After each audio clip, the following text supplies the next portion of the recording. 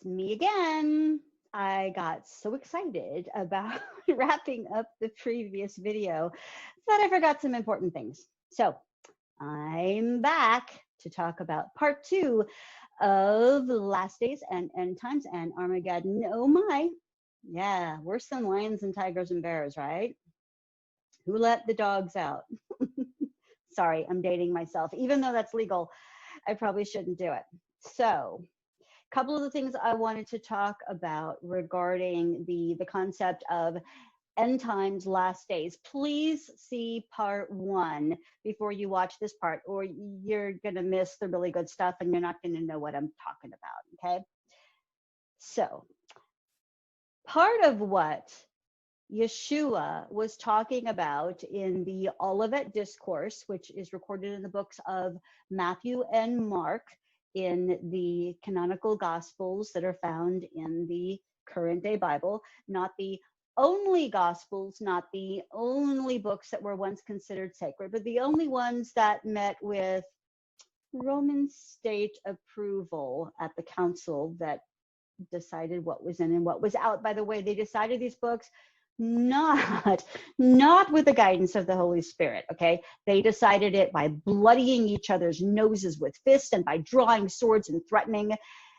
It was an ego circus, and the books that made the cut were the ones that aligned with the state-sponsored religion of Christianity that was meant to get a whole diverse empire of many different nations and bring them into the fold of Roman control.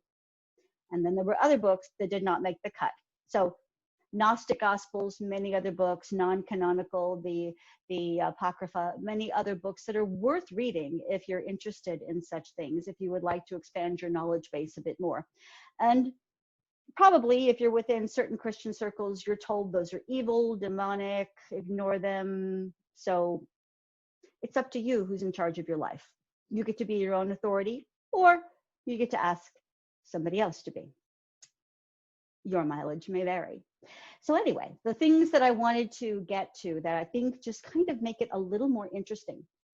I wanted to talk about the ages. So the ages pertain to the zodiac, which is what the early astrologers noticed when they looked up into the sky, into the heavens, and they saw movement in the sky because the universe moves.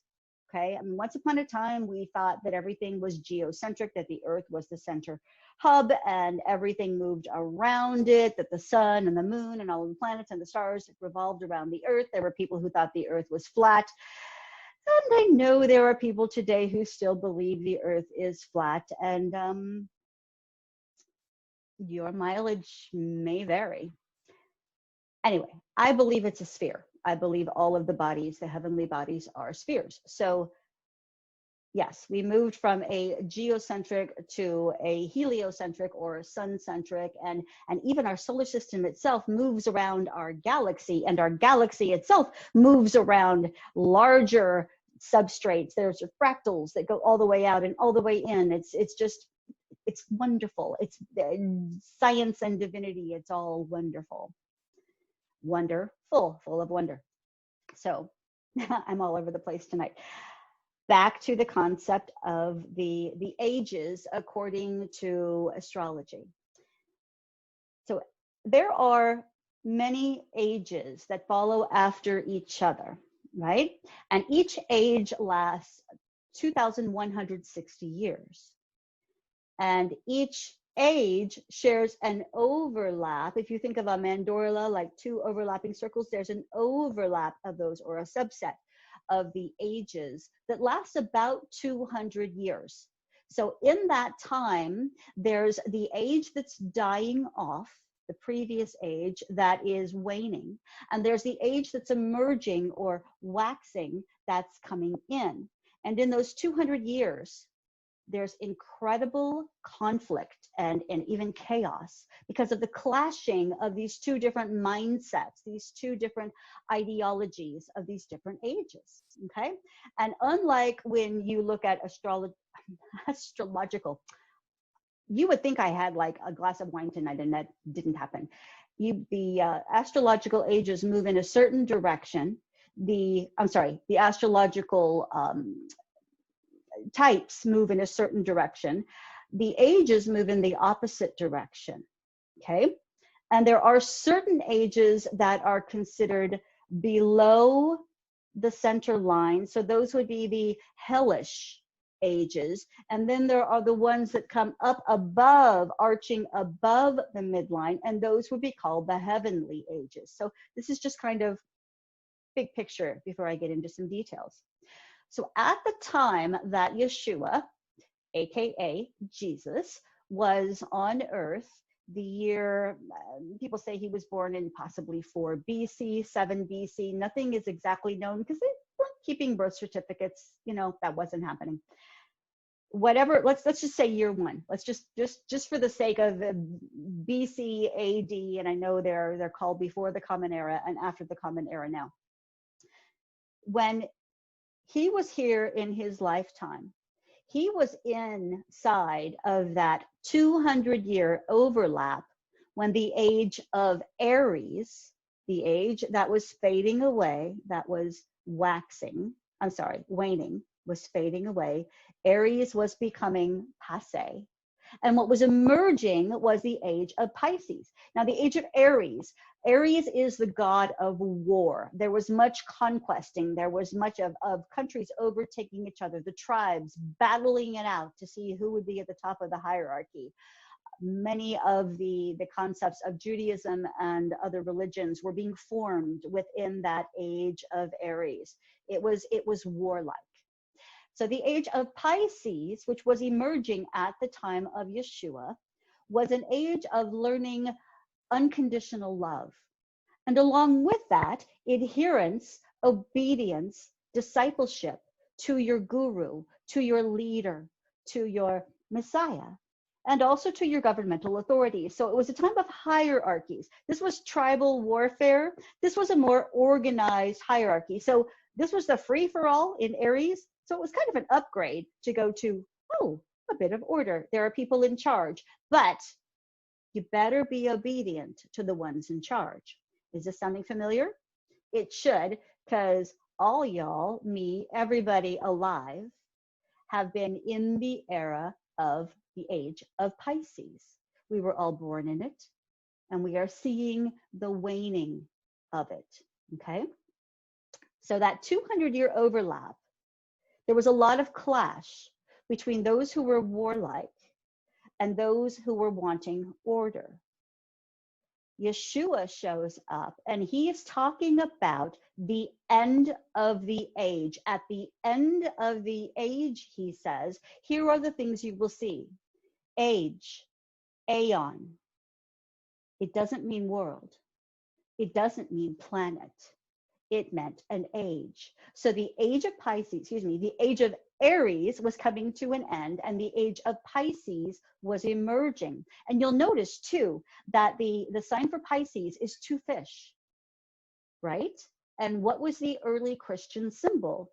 It was the ichthus, the fish. So people would draw the one arch and then they would draw the other arch and it would become the symbol that let you know, I'm a follower of the way. It was because it was a secret cultic group for which you could get yourself killed at that time. And that way it was sort of a secret handshake, you know, for you were on the in crowd. And of course, now they're symbols that we put on the back of our cars and our vans. I used to have them on the back.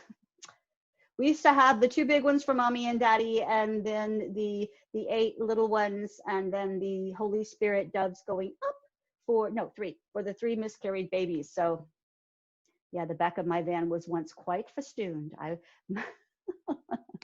My van was pimping for Jesus once upon a time. Yes, back of my car looks very different now. Anyway, I digress. The one age was leaving, the age of Aries, and the age of Pisces was coming. Now, we've been in that age for 2,160 years. Interestingly enough, we are living in the 200-year overlap of the age of Pisces and the age of Aquarius. So the age of Pisces is the age that is currently waning. It's on the way out. It's almost done. And what's coming in its stead is the age of Aquarius. Now, this is not an overnight, flip the switch, out one age, in the other kind of a deal. It's more like how the seasons change. So we just passed summer solstice, right? So the light, the days got incrementally longer until we hit the summer solstice, and that was the equinox. That means equal amounts of daylight and nighttime. And then it starts waning until we get to the winter solstice, which has the lowest number of days. I'm sorry, I said that wrong. Equinox was spring. There's a spring equinox and a fall equinox when day and night are equal. Summer solstice is the most daylight, the less nighttime. Winter solstice is the most nighttime, the less daytime. So sorry about the confusion there. These are 4 very important times on the geological calendar. So back to what I was saying. We are currently living in the time of conflict and chaos because of the clashing of the age of Pisces, which is all about unconditional love, yes, but also about hierarchy and adhering to your guru, following your leader. Now, the hallmarks of the age of Aquarius is more about technological advancement, about unity, but not just unity, not like a bland, homogenized unity, but diversity within unity. So each individual counts hugely, and yet we recognize that we're all connected, we're all one. It's going to be a tremendous humanitarian era in which there will be egalitarianism, equality, everyone thriving, not just eking out a survival. It's an incredible age that we're coming into. But we're in the middle of this gap, this overlap between the two. So we're seeing those who are clinging to the age that is dying off. So patriarchy, those who insist on hierarchy and order, those who insist on clinging to monotheistic religion, that it's my way or the highway, right or wrong, black and white thinking, all of that pertains to the era of Pisces, and it is on its way out. Coming in is the age of Aquarius. I mean, you've heard the song, right? What was it, 1969? This is the dawning of the age of Aquarius, on and on. That age that's coming in is going to be quite distinct. The ages are always different. They always up level, upgrade. So you have the people right now here on planet Earth who are clinging to the old ways. And when an age is dying, those who are clinging to what is dying are screaming and clinging the loudest in the death throes of all they've known. So right now it looks like it's getting worse, but it's really just getting more desperate. And what's coming in is going to be very unique. And we're already starting to see signs of this. Can you see both? Can you see people who adhere to one or the other? And we're all living together inside of this overlap of 200 years. Now, here's an interesting thing. At least I found it fascinating. I've always known I was born into this lifetime for such a time as this, that I'm to be part of this transition. Probably in part why I was enslaved in Christianity and why I gave birth 8 times. So I know transition really well. I know what it looks like. It looks like death. It looks like I'm going to die and not survive, but new life is right around the corner. I promise. I promise. There is a peak in the center of these 200 years. And you know what's really fascinating and exciting? There are those who have determined that the peak, the apex, the tipping point of the age shift from Pisces to Aquarius occurred on Sunday, January 26th, 2020. That was this year, just a few months ago. That also happens to be when the novel coronavirus, now known as COVID-19 or SARS-CoV-19, whatever you want to call it, It was reaching its pinnacle in China, in the Wuhan province. It's probably just a coincidence, but I don't know. It got my attention. Things get my attention. When they get my attention, I pay attention. So we are living just past that peak. We just went over the tipping point, folks. I mean, let that sink in for a minute. We just went over the tipping point of the waning of the age of Pisces and the dawning of the age of Aquarius. We are living in historic times. That's why all the clashes. That's probably why there are things like the virus happening. It's as if the earth, life itself, is trying to get our attention and saying, come on, people, humans, you need to grow. You need to shift from this sense of cutthroat competition, this juvenile brat stage of development as a species, and mature into the more advanced, mature state of collaboration and cooperation, not just so you can survive, but thrive. Every species on planet Earth has had to make that shift. Now, I don't know how the original bacterias learned how to shift from competition to cooperation. Maybe they had a version of social media. I don't know. Maybe they had a bacteria book and they were able to connect all over the planet and share ideas. Whatever it was, they had an awakening on whatever level of consciousness they have and realized, if we don't start cooperating, we're going to kill ourselves off. And they did shift. And they thrive. They're still thriving. And if they weren't thriving, if we didn't have bacteria and virus and all the other microbes that compose the human body, we wouldn't be here. Yeah, think about that for a minute, even with the virus. If it wasn't for viruses, you wouldn't be here. I think there's something to explore there. I'm not saying what it is. I'm just sensing there's something to explore there.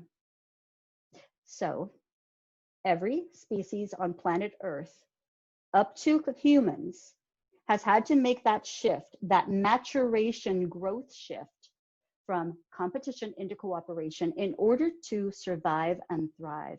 And those who did not have perished into extinction. So the jury's out where humanity is concerned. And I think I'm here for such a time as this. And I know I'm not alone. This is about a lot of us waking up to who we are and why we're here, getting our marching orders on a soul level, asking for inspiration and taking inspired action. And that includes doing our own internal processing work to resolve everything that's unresolved within us, our traumas, our wounds, our conditioning, all that keeps us from recognizing that we are connected, that we aren't living in scarcity but abundance, that we're not living in separation but in unity, that we don't need to live in competition but cooperation. We have to kind of take a claim, whether we're going to align with the age of Pisces, that's dying off, or we're going to align with the age of Aquarius, which is dawning. Now we get to keep the best part of the age of Pisces and bring it with us into the age of Aquarius. So unconditional love, oh yeah, let's take that stuff and bring it in. But let's also embrace unity with diversity, diversity within unity. That means you get to discover what is your gift, what is your medicine for a hurting planet, and you get to bring it forth. You get to pour it out on a hurting world for the good of all. The symbol for the age of Aquarius is the water bearer, the one who pours out for the benefit of all. This is even in biblical scripture, that the gifts will be given for all, and the leaves of the tree are for the healing of all nations. All the metaphors have always been there. They're in every prophecy. We've had end time prophecies in every single people group, all the way back to early shamanism. We've got the Hopi prophecies, which they say is being fulfilled now. We've got the Mayan prophecies, which they say is being fulfilled now. We have the Aztec prophecies. We have the Peruvian prophecies. I was trained into the Peruvian or Q'ero tradition of shamanism. And there's a wonderful prophecy called the prophecy of the eagle and the condor. And I want to bring that into all of this. I want to show you how beautifully all of these things fit. It's like dot connecting all of these little sacred dots and pulling them into one cohesive whole. Oh, I'm tripping all over my tongue tonight. So the prophecy of the eagle and the condor goes like this. Every 500 years, the eagle and the condor conquer each other. So the condor represents the indigenous people, the South. Now, this is a Peruvian perspective, so you have to understand where they are, and they're living in the Andes Mountains of Peru. So they see the condor as their symbolic representation of them, the indigenous people, the maternal realm, the feminine, the earthy, okay? And the eagle was seen as the outsiders, the North, the conquistadors, the ones who came and invaded, technology, masculine, right? Every 500 years, whoever represented the condor or whoever represented the eagle would conquer the other, switching every 500 years. So 500 years ago, it was the conquistadors from Spain who came in and mowed down most of South America. The Portuguese had Brazil, but most of South America and Central America was incorporated by the Spanish, the conquistadors. They forced them to let go of their indigenous ways, their religion, their understandings, their culture, and to take on Christianity and a more European mindset. But the shamans who were in Peru escaped. These were the medicine people, the ones who served as a bridge between the unseen worlds and the seen worlds. They escaped up to Machu Picchu. They were able to live there because they frequented that area. They were used to living at high altitudes in the Andes. So they hid at Machu Picchu, where the conquistadors couldn't make it, and they couldn't sustain that level, that lack of oxygen at that height. They stayed there for 500 years. And the people, the Q'ero people, believed that the shamans had left them. And then in the 1950s, the shamans came down from the mountains and announced that they were back, that it was time to prepare the people and the world, the planet, for the great Pachacuti, when the eagle and the condor would fly in the sky together as one, bridging masculine and feminine, bridging the indigenous people and the technological people, bridging the insiders and the outsiders, all of it becoming one. That was the prophecy. And they announced the time was now, right now, the turning of these ages. These all work together. It's incredible. All of these people came from diverse areas and had diverse cultures and diverse backgrounds and diverse understandings, but they had the same gut level understanding of what was happening to humanity. And they've all said the time is now. And we're here for such a time as this. So what are your marching orders? What do you sense in your soul? Who are you really, and why are you here? What's your part to play in all of this? Dig deep and ask. Ask to be inspired, and then take any inspired action that comes to you. We are here for such a time as this. Let's do this together. Thank you.